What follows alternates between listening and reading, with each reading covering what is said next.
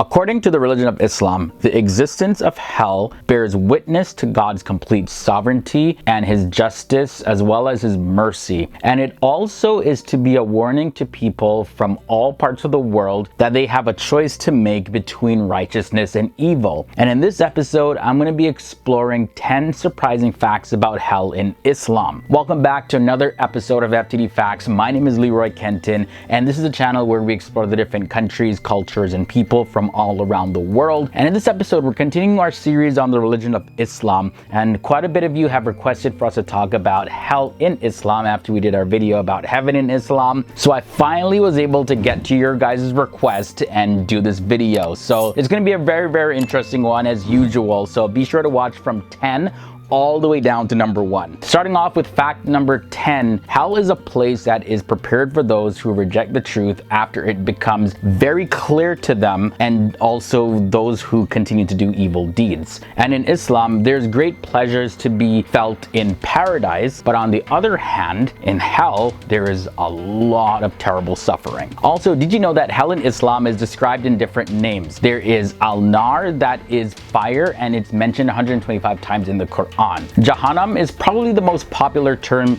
used to refer to hell, and this name implies that there is a deep pit, and it's mentioned 75 times in the Quran. Also, hell goes by Jahim, and that means a blazing fire, and it's mentioned 26 times. Sa'ir is an ignited or kindled fire. The next name that hell goes by is Saqar, and it's given this name because of the intensity of the heat. Lazia is another name, and that refers to blazing flames. And then there is Hawiya, and that means a deep drop, like someone is being dropped from the top to the bottom of a place. And name number 9 is Hotoma, and that refers to debris and broken pieces of something. Also in Islam, hell is eternal for most people who enter into hell. And let me explain. Well, there is a minority of Muslim scholars that hold the view that hell will eventually come to an end. But the majority hold a view that no, hell is actually 100%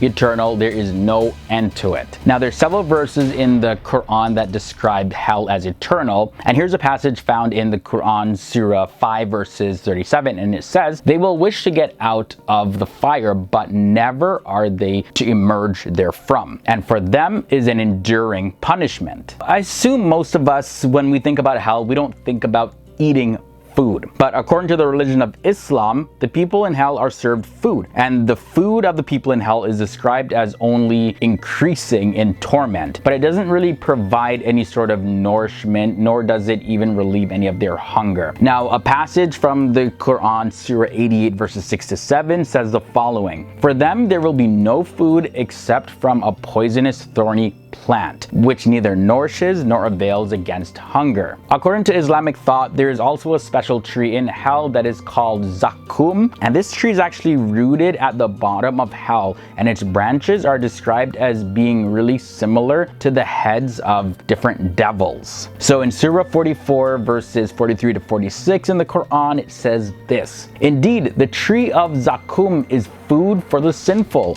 Like murky oil, it boils within the bellies, like the boiling of scalding water." Like, I've had hot water before, like I've burnt my lip on tea, but this is some next level burning. But either way, that kind of leads us into fact number 6. Normally water brings relief and puts out fires, but the water in hell is like completely different. So we kind of got an idea of what it's like, but another passage in the Quran, Surah 22 verses 19 to 22, it says the following: "These are two adversaries who have disputed over their Lord, but those who disbelieved will have cut out for them garments of fire. Poured upon their heads will be scalding water, by which is melted that within their bellies and their skins. And for striking them are maces of iron. Every time they want to get out of hellfire from anguish, they will be returned to it, and it will be said, 'Taste the punishment of the burning fire. So in this passage, they're not actually consuming fire, but the fire is actually poured on them. Similar to like taking a hot bath, but just imagine the heat turned up 1,000 times. All right, so we reach halfway in this episode. We have 5 more facts about hell in Islam to take a look at. But before we continue this episode, if you are finding this video interesting and you haven't seen our video about heaven in Islam, I recommend that, and I'll have the link to that below in the video description section. We go into quite a bit of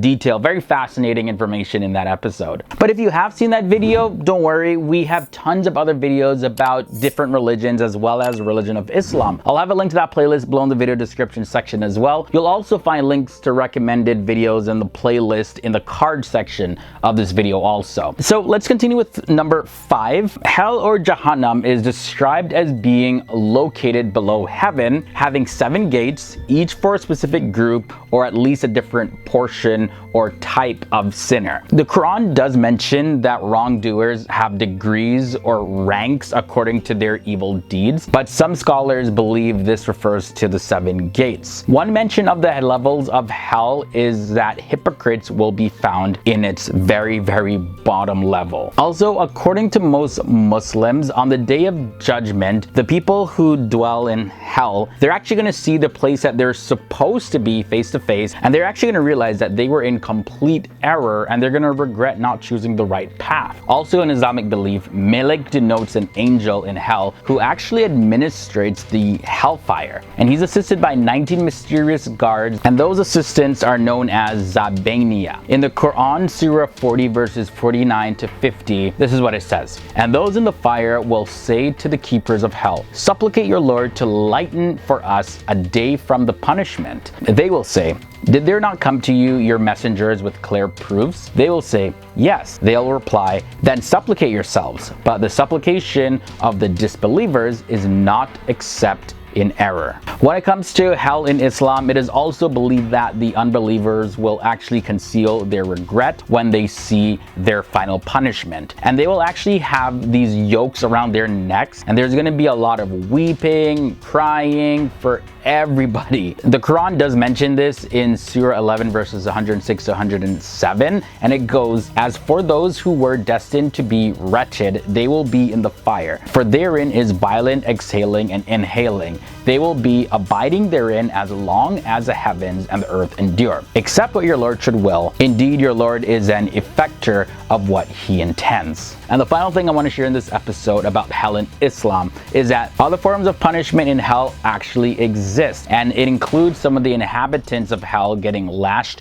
with very heavy clubs of iron. And it's believed that one of these clubs, if it was to be found on earth, all the combined strength of humans and jinn wouldn't actually even be able to lift it up. Also, if a mountain was to crash into it, the mountain would break into pieces. Ouch. So imagine getting hit with that. And just like that, now you know 10 surprising facts about the belief of hell in the religion of Islam. I definitely want to hear your thoughts and comments about this. Do you share these beliefs, or do you have other beliefs about hell? Let me know down below in the comments section. And before you head out, of course, I did mention the recommended episodes that I want you to take a look at. Those links again are below in the video description section. I'll also have them in the card section of this episode, and I'll leave an annotation to a recommended video as well at the end screen. So until next time, guys, stay awesome, stay educated. It's always great sharing these videos with you. It's great because bringing you these videos, I get to learn more and more as well. It was awesome learning with you in this episode, and I'll see you soon.